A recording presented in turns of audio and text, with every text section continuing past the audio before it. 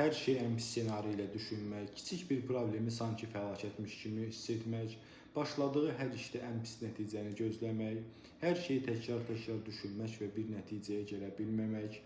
səhhətlə bağlı kiçik narahatlıqları ağır xəstəlik kimi yozmaq,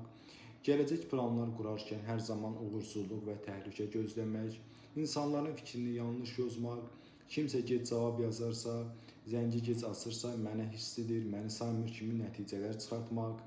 qərar verə bilməmək, nəzarəti itirmək qorxusu və sair kimi hallar yaşayan biri katastrofik düşüncə pozuntusu yaşayır deməli. Bu adətən generalizə olunmuş təşviş pozuntularında, panik pozuntuda, depressiyalarda, posttravmatik stres pozuntusunda,